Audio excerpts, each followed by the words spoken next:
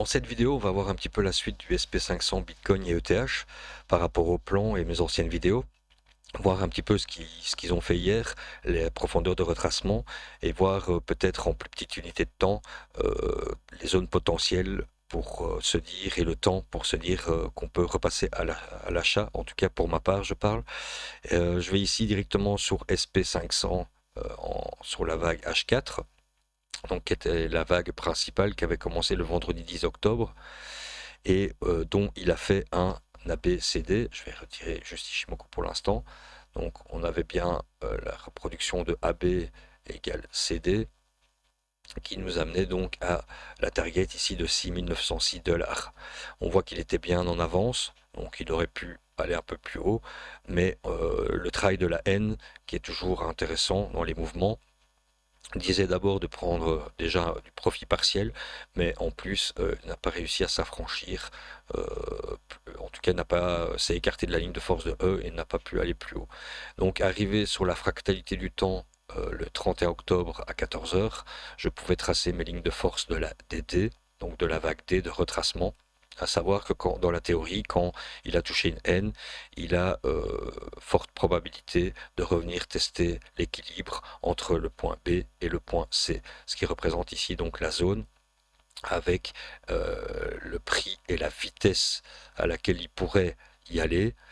Donc ces deux lignes de force là, euh, donc c'est pas des lignes de tendance, hein, ce sont des lignes de force par rapport à un prix et à un temps qu'il peut effectuer par rapport à son passé. Donc ici, on voit qu'il a quand même bien suivi et il suit toujours bien cette ligne D, donc de retracement. Voilà. On peut même voir en plus petite unité de temps, hein, donc sur les 40 minutes, parce qu'il est venu quand même chatouiller ici. Donc il est déjà venu entre le point B et le point C, venir chatouiller ici à 6720. Donc on pourrait se dire, ben, il aurait peut-être déjà fait un creux ici pour pouvoir faire un rebond un peu plus conséquent. Mais si je mets Ishimoku, voici, en plus petite unité de temps, alors je choisis le 40 minutes pas au hasard, c'est parce que ça correspond 40 minutes mathématiquement aux lignes d'Ishimoku sur une unité de temps supérieure. Ici, on voit donc sur le H4, mais bon, voilà, c'est le principe de voir s'il y a un ralentissement en 40 minutes, donc en plus petite unité de temps, pour voir si effectivement ce creux-là pourrait être un creux fort et permettre au cours de rebondir beaucoup plus fortement. Mais ici, on voit bien que la Shinku, donc, qui représente un peu son passé, est toujours en dessous des prix. Donc là, il n'y a vraiment pas pour l'instant de quoi se dire, bon, ben, on pourrait partir sur un rebond beaucoup plus fort, en tout cas dans l'instant T. On a aussi un Kumo ici encore fort épais qui doit être absorbé de toute façon, hein, avant penser rebond. Et la Shinku par rapport, donc je veux dire dans le moment là présent, par rapport à son extrême, donc son creux euh, qu'on voudrait vérifier s'il est fort, il y a quand même encore du temps. Donc on a quand même 7 heures par rapport à la bougie de maintenant. Si je la reproduis, ce ne serait pas avant fin de journée.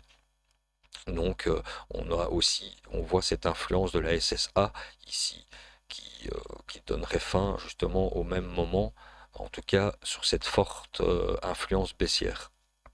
Donc il faudra d'abord voir comment il absorbe, s'il absorbe, ou il va revisiter plus bas en sachant que dans le plan un peu plus large, on a encore du temps pour venir dans la zone intéressante à étudier, qui est ici un peu plus bas.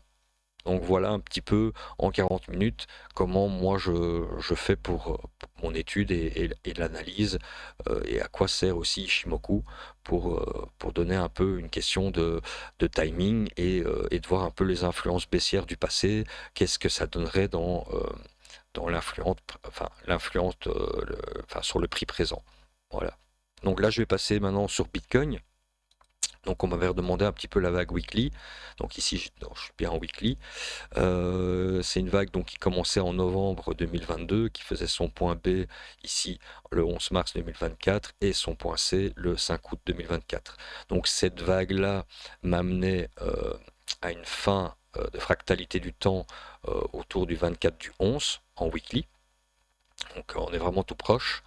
Si je retire ici mes annotations, on avait vu que il travaillait pas mal la vague de force pour arriver, pardon, la ligne de force pour arriver à 132 000, mais je vous avais dit dans les vidéos précédentes qu'il s'en écartait fortement et que j'étudiais déjà le daily pour le ralentissement, voir un petit peu la fractalité dans le daily, vu que je voyais que le weekly était vraiment en perte de vitesse et que son temps se rapprochait ici du T2 avant peut-être un retracement un peu plus profond.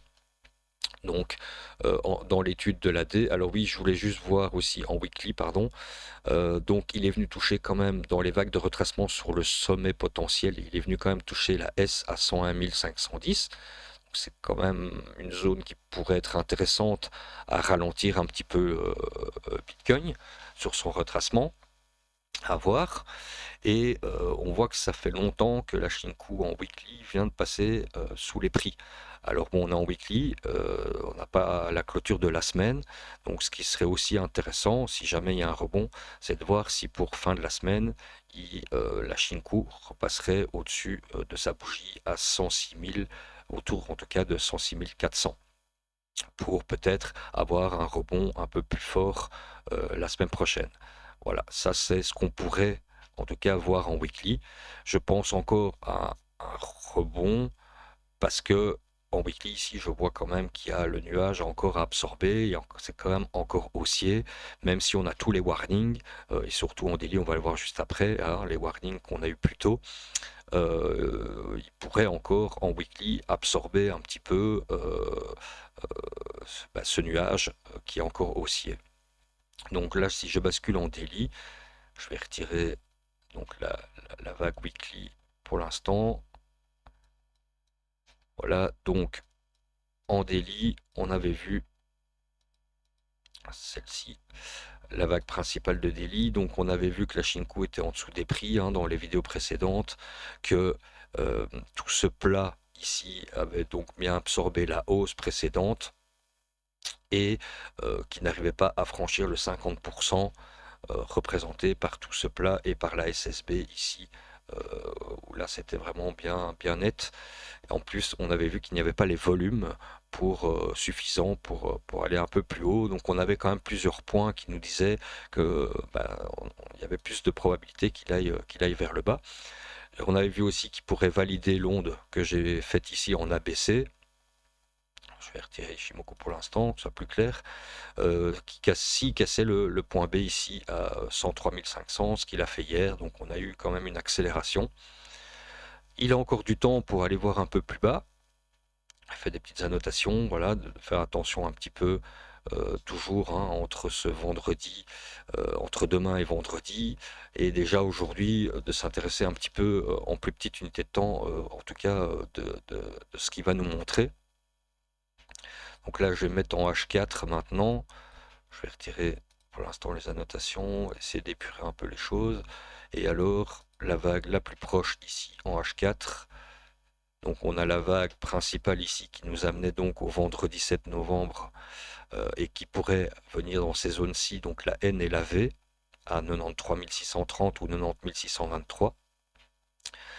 Et en tout cas, si maintenant déjà il peut ralentir, je vais prendre la vague la plus proche pour affiner encore un peu plus les choses sur la fractalité.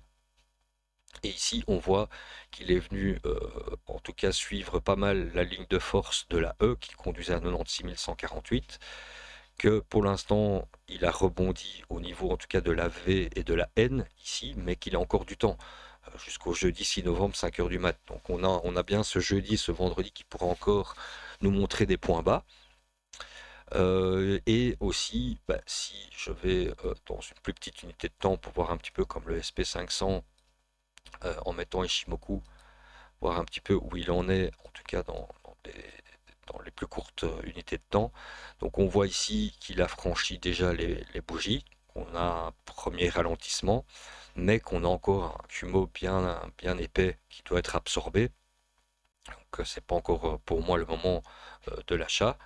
Et on a encore la Shinku qui n'est pas passé au-dessus de son extrême bas pour l'instant qu'il a fait, donc un potentiel creux. Là aussi, il a encore un peu de temps. Je vais regarder un petit peu par rapport à la bougie du bas, donc 2h40 par rapport à la bougie de maintenant. Donc ça nous conduirait à l'après-midi, l'ouverture de Wall Street, voir un petit peu comment ça va se goupiller à ce niveau-là. Donc voilà, ça me donne un peu une idée Shimoku en court terme, que c'est pas encore à quel moment je dois voir d'abord un changement et que j'ai le temps avant de me précipiter et fermer mon short et me mettre à l'achat. Je vais passer vite en vitesse sur ETH. Donc ça c'est la vague principale en délit d'ETH qui avait été validée, donc la Y dans le passé. Donc ici on voyait bien qu'il suit bien les lignes de force, qu'il est venu déjà toucher une target intéressante, c'est la SM à 3171, voilà, mais il est vachement en avance, donc c'est déjà intéressant parce que c'est quand même, on est quand même sur une vague assez longue en daily, donc on a quand même une force sur cette target là qui est intéressante à au moins garder en tête.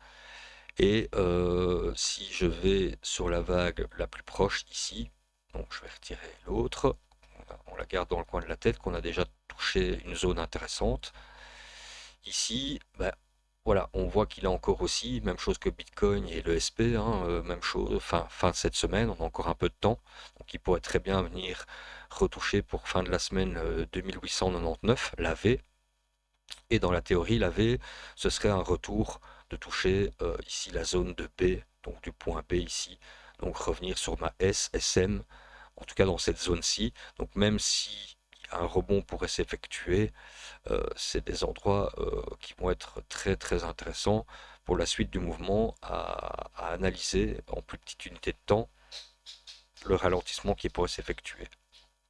Voilà, on revoit ça plus tard, je vous refais une vidéo dès demain. Passez une bonne journée, au revoir.